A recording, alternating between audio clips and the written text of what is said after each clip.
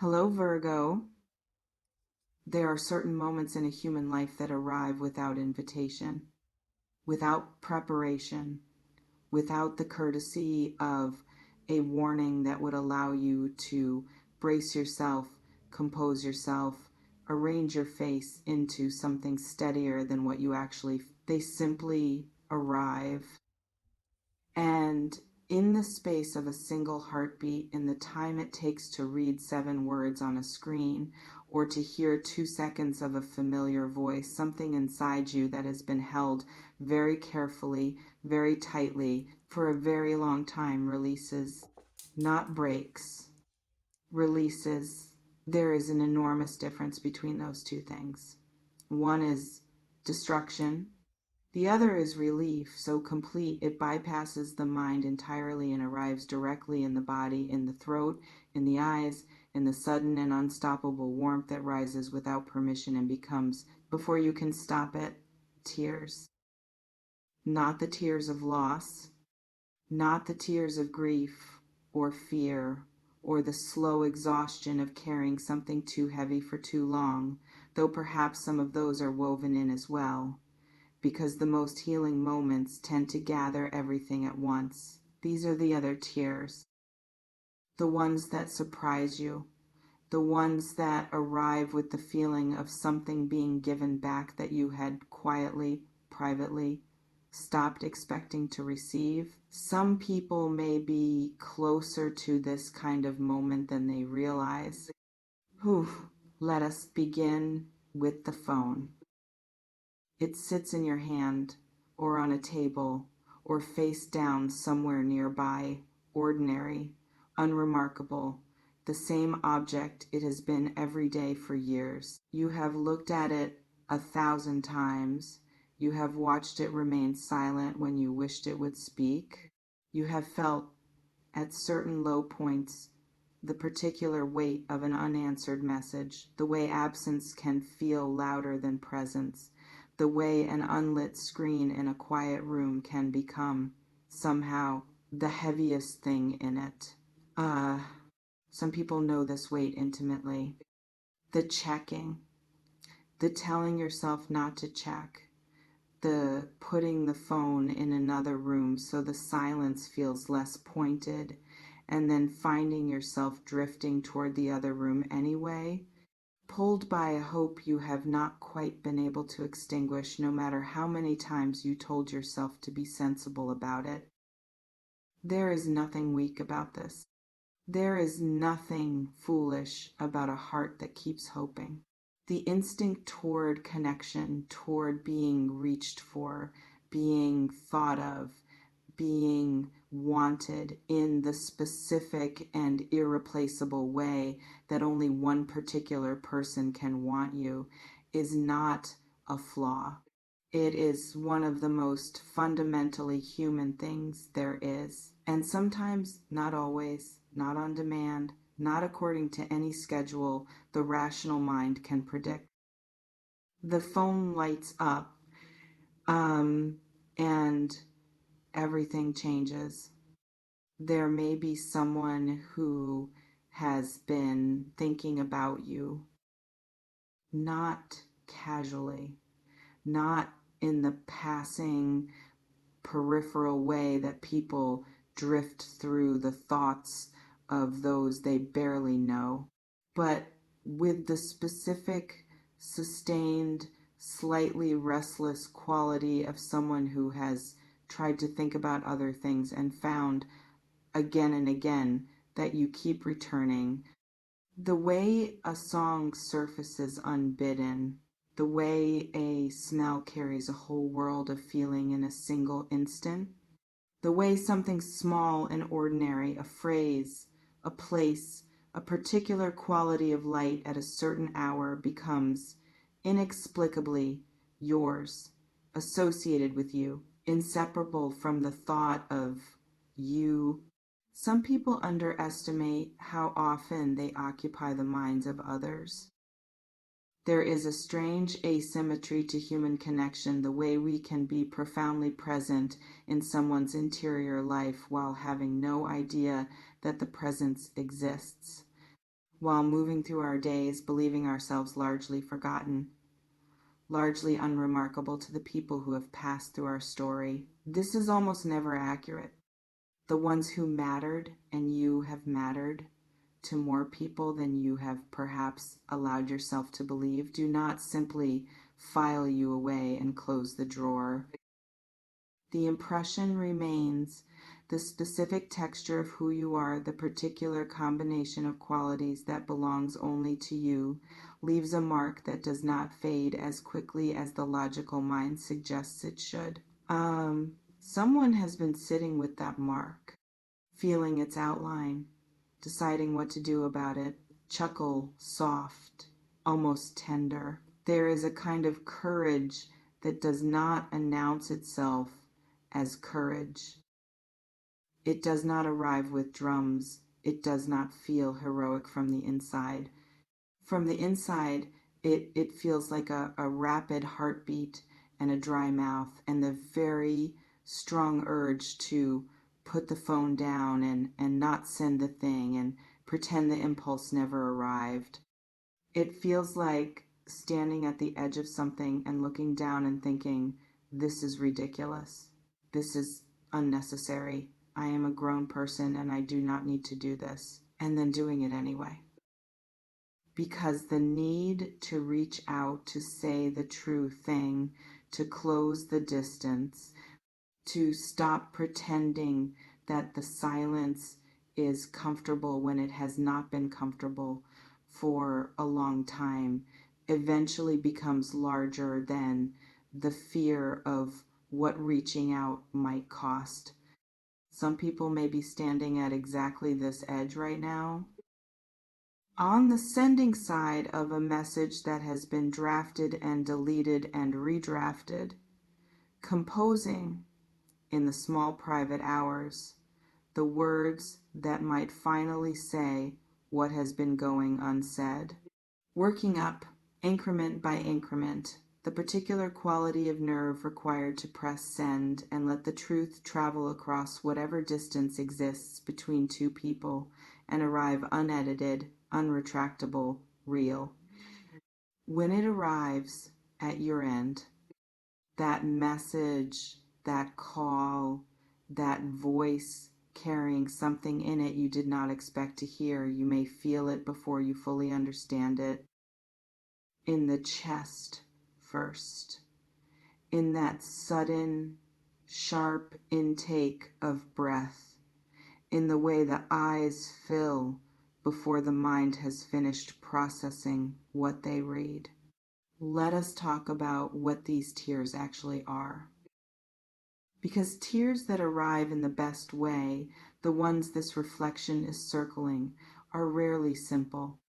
They are not the product of a single emotion. They are more like the convergence of several rivers at once. Relief? Yes, but also grief for the time that passed in silence, for the conversations that could have happened sooner, for the version of yourself that waited and wondered and quietly doubted whether the waiting was for anything real. And joy? The complicated, almost frightening joy of having something you had carefully managed your hope about suddenly, unexpectedly, confirmed the disorientation of wanting something for so long that when it finally moves towards you, the first response is not pure happiness, but something raw, something that needs a moment to settle before it can be named properly. Some people cry hardest, not at the worst moments, but at the moments of reprieve. At the doctor saying it is not what we feared, at the door opening after the long wait, at the message that begins with a name, your name written by someone who had no obligation to write it, who chose to write it, who picked up their phone in an unguarded moment and decided that whatever the risk, you were worth it. That is what undoes us. Not the tragedy, the grace. There is something worth examining about the timing of such moments. They rarely arrive when everything is already going well, when the confidence is high and the heart is light and the need is low. They tend to arrive in the quieter, harder stretches. In the weeks when the effort of maintaining hope has begun to feel genuinely costly, when the inner voice has started, softly but persistently, to suggest that perhaps expecting is simply setting up for disappointment, and perhaps the sensible thing would be to want less, to need less, to close certain rooms in the interior and stop going in them. And then, as though the universe or simply another human being acting on their own private timeline of fear and courage has chosen the exact moment of maximum doubt to intervene, to send the thing, to make the call, to say the name. Some people may recognize this pattern from their own past. The way the best arrivals have often come precisely when they had almost stopped waiting. And perhaps there is something in that, not mystical, not predetermined, but simply the way that when we loosen our grip on the outcome, something in us becomes paradoxically more available, more present, more open to receiving what was always perhaps already moving toward us. There is an image here worth holding gently. A screen, lit suddenly in a dark room. The way a name, a specific particular name, can change the quality of light around it. The way 2 letters or 5 or however many it takes to spell the person can make the heart do something immediate and involuntary before a single word of the message has been read. Just the name, and already something is happening in the body. Already the architecture of the ordinary evening is shifting. Already this is no longer just a night like other nights. Some people may have a name in mind right now, a name they would recognize anywhere, a name that, if it appeared on their screen unexpectedly in a quiet moment, would stop them completely, would require them to sit down or stand very still or take a breath before they could trust their hands to open the message without shaking. That recognition, that specific involuntary response to a specific person is not nothing. It is not residue. It is not habit. It is information. And it deserves to be taken seriously rather than managed away. Whew. Let us speak about what might be said. Not with specifics. Every story is its own, but in tone, in texture, in the quality of what such a message or call tends to carry when it arrives in this particular way. It may begin simply, disarmingly simply, "Hey," or "I've been thinking about you." Or something even more indirect, a reference to a shared memory, a question about something only you would understand the significance of, a small thread deliberately left hanging, an invitation to respond, something that says, "I am reaching toward you carefully.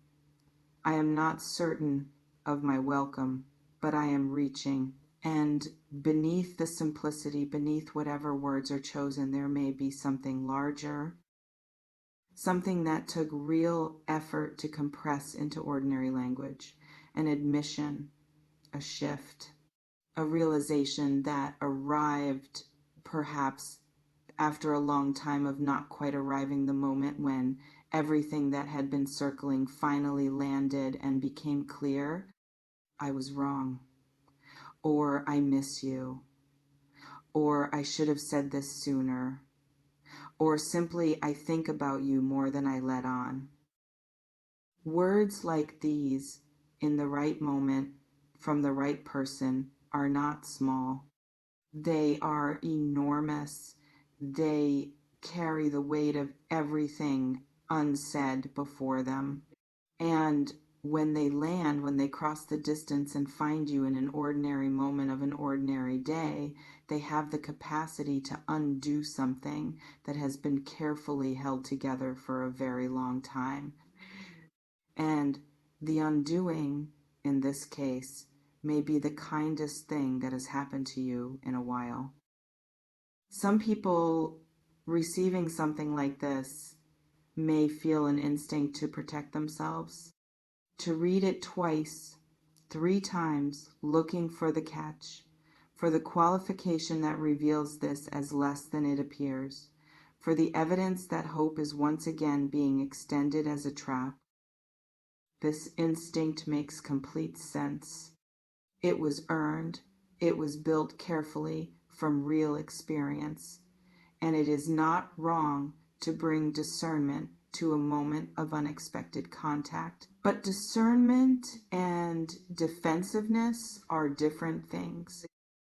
One evaluates clearly and then decides. The other has already decided before the evaluation begins.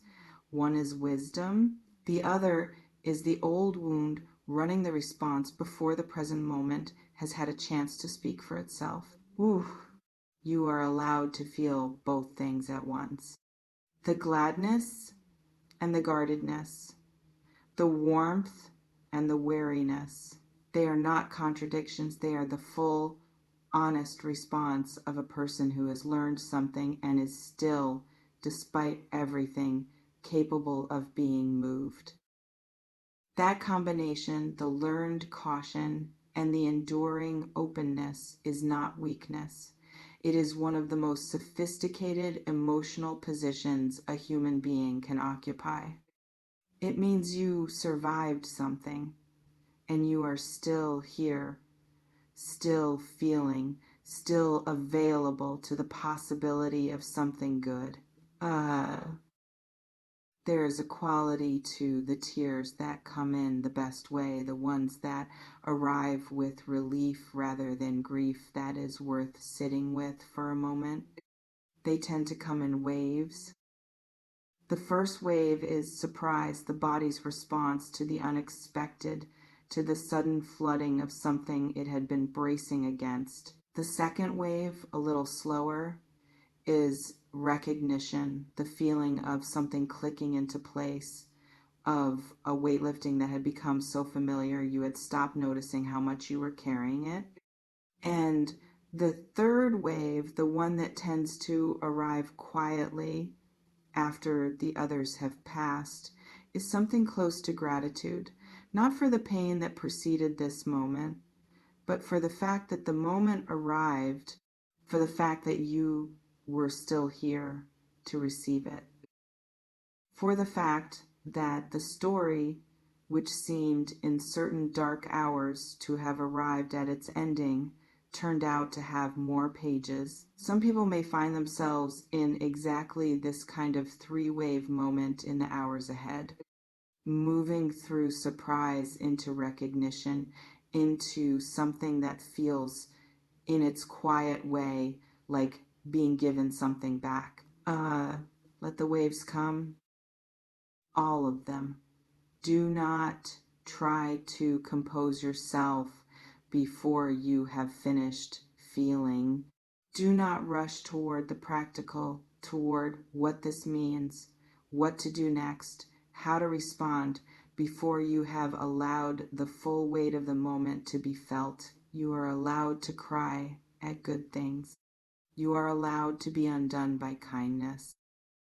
You are allowed to let something matter.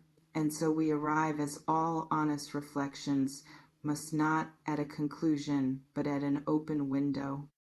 The phone is nearby. The silence around it has a different quality now, less heavy, less final, more like the silence before music begins, more like the held breath before something arrives that rearranges the room. Some people may feel, reading this, the particular resonance of something that is already in motion. A recognition that this reflection is not describing a distant possibility, but something close, something that has the texture of the near future, the very near future, pressing gently against the present moment from the other side. If that recognition is present, trust it. Not blindly, not without your full, clear, discerning self engaged, but trust the part of you that knows the difference between wishful thinking and genuine sensing. The part that has been paying quiet attention, the part that has been right before in the moments when you allowed yourself to listen to it, and is perhaps right again now. Something is coming, not as prophecy, not as promise, but as the quiet gathering momentum of something that has been building on both sides of a silence for longer than either party has fully acknowledged. A message, a call, a name on a screen in an ordinary moment.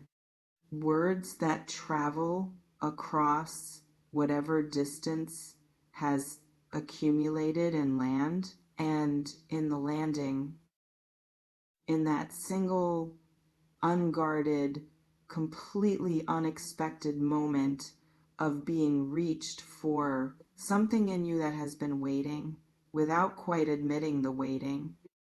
Finally, quietly, let's go.